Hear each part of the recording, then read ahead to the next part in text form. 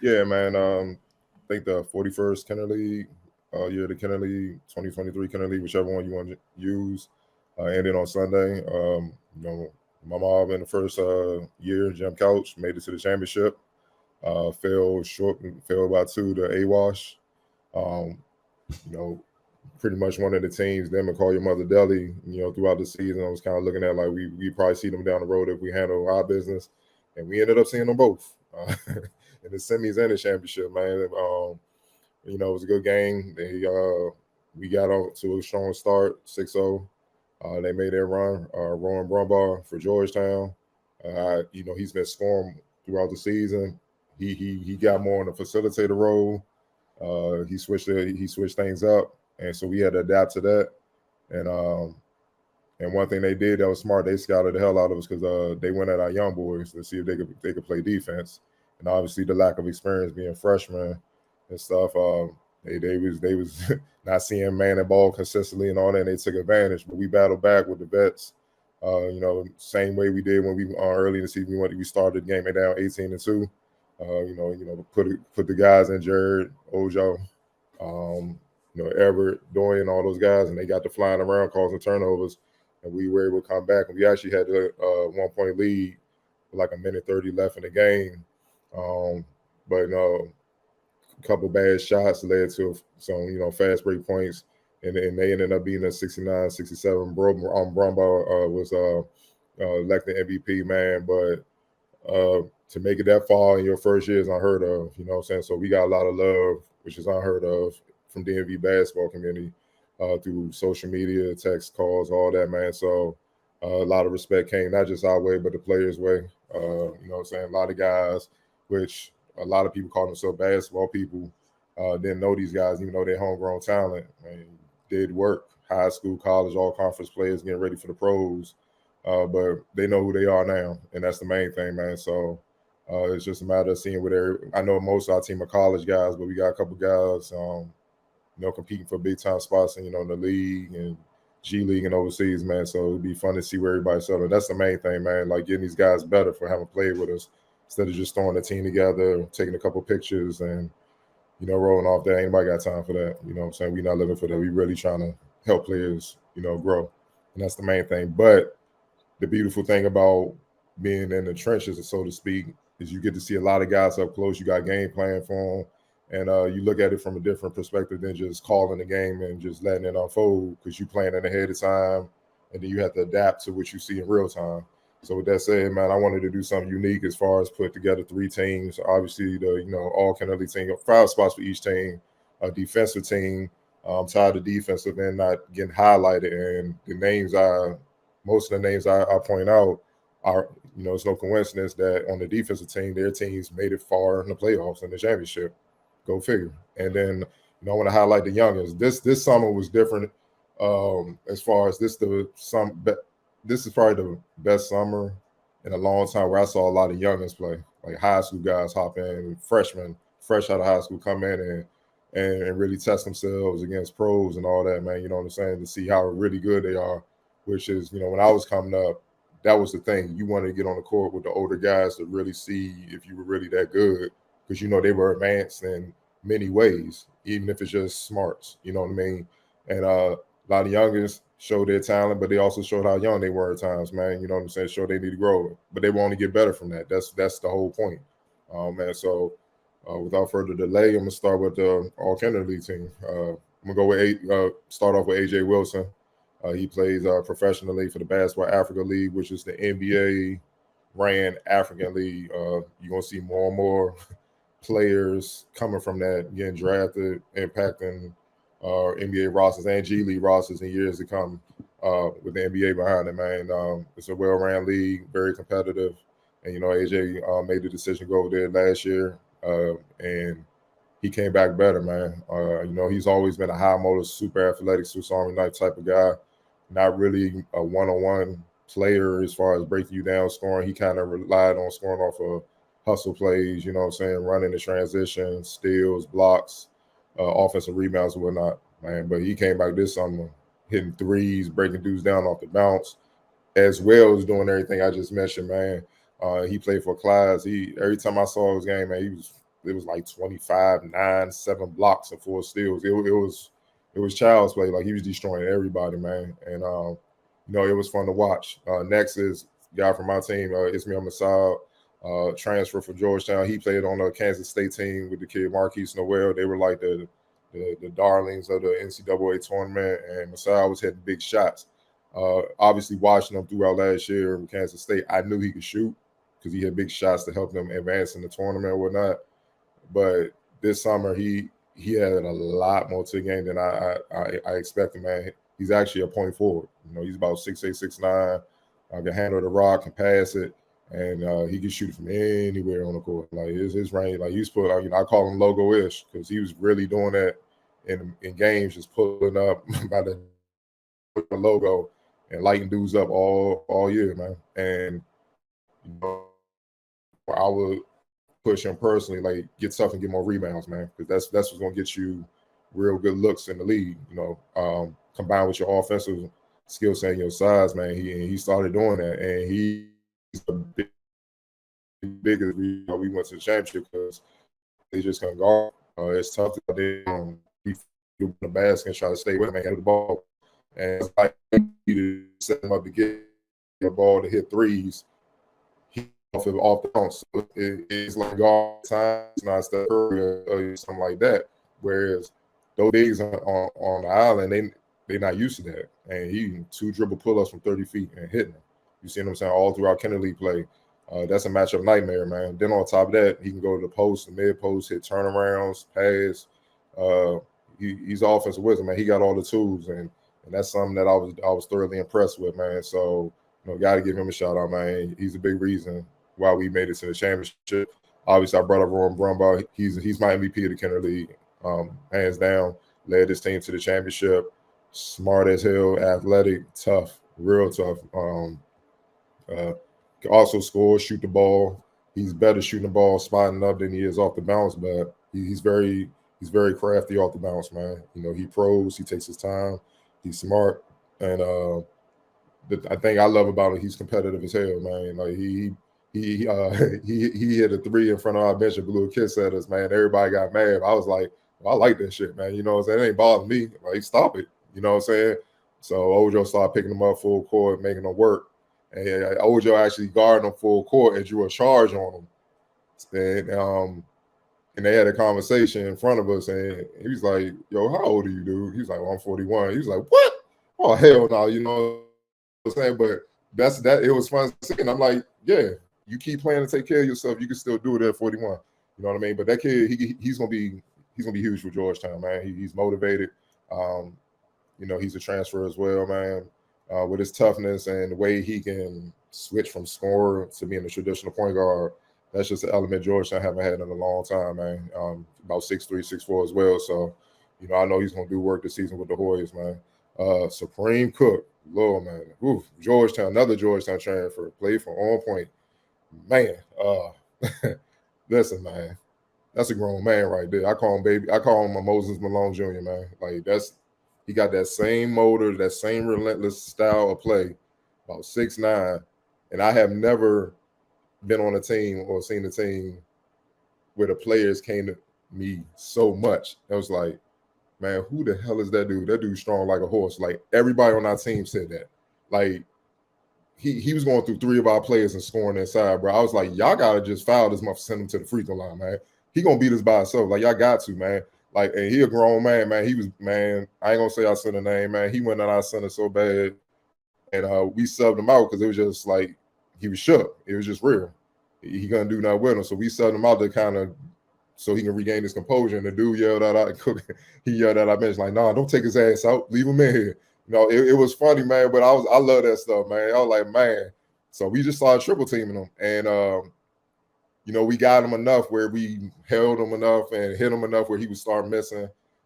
They wasn't calling every foul, obviously. And then when we did that, we was off to the races. And that's how we beat him, man. But he's a handful. Like, that combination of him and Ish, ooh. I mean, good luck in the Big East, man, because you got guard one that can light you up from the outside. And then whatever he misses, you got the bully down there. Yeah, just the dominant, and he's pretty much averaged damn near double-double throughout his college career. He's a transfer from Fairfield, but he's a Jersey kid. But he a grown man, man. You know what I'm saying? I enjoy watching him, and I'm telling a lot of Hoya fans, I'm like, all y'all that missed the 80s and 90s, that tough, gritty, those great Hoya teams that played that type of style, he's a throwback to that, man. So I know he's gonna become a fan favorite right away. And last but not least, man, Gyro with our point guard, Ever Hammond, man. Ish was probably 1A, he was 1B. And the thing is, played at UMass well, whatnot. But the thing is, he's always been an off guard. He's always been a scorer. So this summer, for him to get ready for the pros, you got to be a point guard. And he did a great job. We made it to the championship. And the thing I was most impressed with, he held up defensively against all types of competition at the guard, man. The guard position in the Kenner League is lethal. And if you can't hold up defensively, it gets bad quick. And he held up with that, hit some big shots, big free throws, facilitated, and got better and better throughout the season. And those are the two guys that really led our team and earned a lot of it, man. I know they slept on coming from a small country, which I don't know why. He used to big shots all year, had him a game from the tournament, but you know how it is, man. People roll away, man. So he did an excellent job. Moving to the defensive side, all defensive team for the Kenner League. De La Ojo, man. Well, I mean, y'all already know what it is, man. 41 years old, full court, timely steals, turnovers, helping guys out, taking charges on the young boys and all that, talking, leading. He did everything defensively that you could do, and he didn't really care about the points. He had games where he was going double figures, but man, he accepted his role, and that's what his role was, to be our vet, lead. And he led by example with the defense, man, and became contagious. And a couple games where we were on the ropes, he was the one leading the charge defensively. He the one that instilled our press in the middle of a game, 1-2-2, that gave team fits, including the championship game, man. That's how we turned teams over and got back in the game. I wish we went with it longer, man. You know what I'm saying? Because when we could get to flying around, he got bad. He got bad, man. So, he don't. Y'all know how he get down, man. It's simple, man. One of the best this read for that, man. This isn't you, Fojo. Another kid, Jared Billups, played for George Mason, played for my team as well. He's probably our defender. And when I mean he guard one, I literally seen him lock point guard, lanes, and got no big. He ain't do a lot of guards who look for help or kind of look to get a little mad at or defense. By the way, man, he got shots. So he messed with big guys. It was like 3 block my shot in the post, man. You know what I mean? But he did. And it was off to the race, and he was responsible for a lot of steals and a lot of strips and got off running, and then we were able to score a lot of damage. So I also said, man, if he's not on the end defensive team, the only way he's not on is if he gets hurt. That's how strong he is defensively. From GW for pro ranks, calling my bellies with like all very small, athletic, long, defending. We laid him in the semis. He was the one I was most worried about out of everybody on their team because of that. And he gave us problems. He gave Ish problems at times. When he switched on other guys, he gave them problems at times. And he's similar to AJ Wilson, man. Their live body. He's not as offensively skilled. Obviously, AJ has more experience playing overseas, playing pro ball for a couple years now. And you see the growth in this game. I think Ricky has a chance to have that type of growth where offensively it'll catch up to his defense. But he's a monster defensively, man. We weathered the storm enough to get the win, man. You know what I'm saying? And the fact that he so much he to coach and that compliment, ultimate, he see we on both ends. Shocked off for years at GW since high school when he was out in Maryland. He had played much as he liked after the GW. So I knew he'd be some awesome. All right, AJ, self-explanatory. Ricky Lindo Jr., man, but he just has more experience playing overseas. But anybody that gets you 7 blocks and 4 steals in the game and make it look routine, every time you look at the stat box, kind of speaks for itself, man. So it's easy to see why he's deserving of this honor. He's the defensive player of the year in my book. Had he stayed and played with class all the way through, they would have upset some teams and would have been there at the end, the Kennedy League playoffs. But he left. He had to get ready for the pro ranks or whatnot. So that hurt them greatly, and that's why they went out kind of early. But he was a force, man. He was up there. Matter of fact, had he stayed, he probably would have won MVP too. That's all, because nobody could guard him, and he can guard everybody, man. So he had a hell of a summer. And John Davis, G League overseas guy, point guard, played for Class as well. He gave us fits, man, because when we try to make passes, the way he can just stop on the 9 and recover and get in the passing lanes, he was either getting his hand on it or he was stealing the ball, knocking it out of bounds. And it made it where our guys were like hesitant to pass for a while. That's the ultimate sign of respect. And even when we got mismatch and we got switches, we tried to go to our bigs and we yelling at our bigs, be strong, body him, bully him. He was not moving. He was talking to the bench like, it ain't that easy, dog. So we just had to respect it, man. Like, all right, pass it back on, let's go somewhere else, man. We had to respect it. So he's a monster defensively, man. You know what I'm saying? And Clydes was winning at first when they had that full mob. The guys started, having to go handle business and whatnot, being in and out, and that's when they fell off, man. But had they stayed together, they would have definitely been in the mix. And moving on to my last team, our underclassmen team, which is, the best college underclassmen, freshman and sophomore, and, the best of the high school guys that came up and played. Got to start with our young guy, Tyler Perkins, who had a great summer. Still needs some work. I ain't gonna, be like everybody else and say, man, he on his way to the league, one and done or something like certain people saying, man, he got work. But man, for him to be under those lights, man, and start, and he has a name, and a lot of people were coming at him because of the Capital Classic MVP and being first team on Met. I mean, he handled it well, from opening the first game. He almost tied Allen Iverson for record for the best debut in Kennedy history. He scored 37 points. AI had 40. So that kind of tell you what it was. But like most freshmen, as the league went on, he was up and down, had a couple talks about what he needed to do, and then he rebounded and bounced back and finished strong. And that's a testament to his mental toughness and coachability. He listened to it, and he switched some things up, and he understood that this isn't high school anymore. This isn't him in Atlanta. You playing against guys that top level college and pro guys, man. You gotta. It's faster, and like he told me, the thing he learned playing in the league, the one thing is like it's no room for error. Like one mistake, and you're already burnt, and that mistake can lose the game. So that's the thing that he learned on the fly, man. And once he put it all together, improve defensively, be more efficient scoring off the bounce. He likes to take a lot of dribbles, which is typical of a lot of high school guys. You're not going to get that many dribbles in a real college game and whatnot. Once he fine-tunes certain things, man, it's easy to see that he's going to be a monster, man. So, I'm looking forward to seeing how he grows once he go to Penn. Next up is Jamie Kaiser, 6'6" Maryland freshman. Played for Call Your Mother Deli, sniper. Just a really smart, cerebral player, man. Knows how to get his shots where he's most effective. Obviously has a lot of size and also does little things well, man. You know what I'm saying? Like if he misses a couple shots or whatnot, he'll start crashing the glass, get offensive putbacks. I think people don't realize those offensive putbacks, those points add up, and they deflate teams. Setting good screens. He's just a guy that know how to play on top of his ability to score and shoot, man. So, I see he's overseas on that foreign soil putting in work already, man. So, I think Maryland going to love him this upcoming season. Bryson Tucker, 6'6" guard, Call Your Mother Deli, one of the top players in the country in high school. He's special, man. Ain't no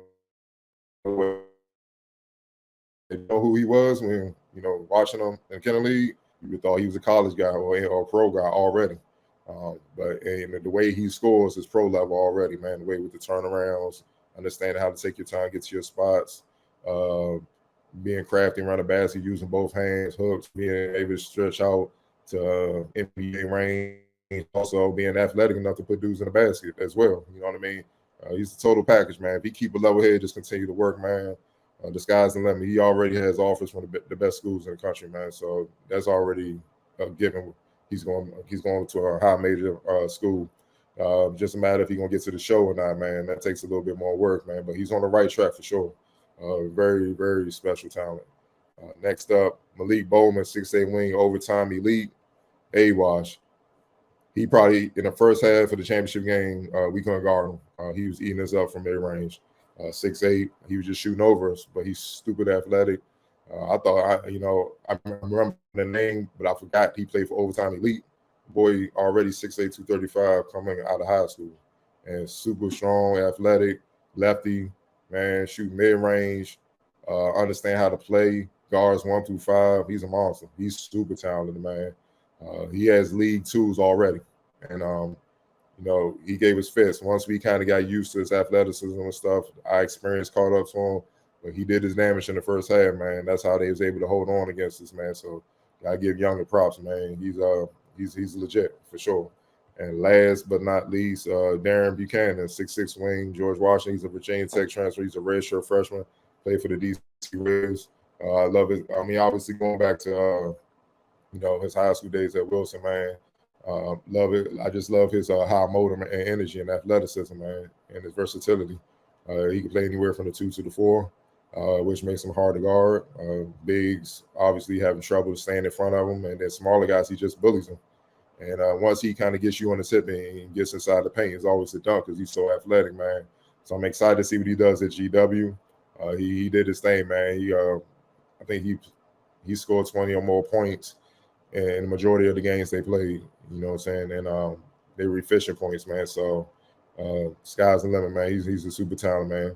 And enjoy watching him at the Smith Center, man. So those are my teams from the 2023 Kenner League. And looking forward to next year.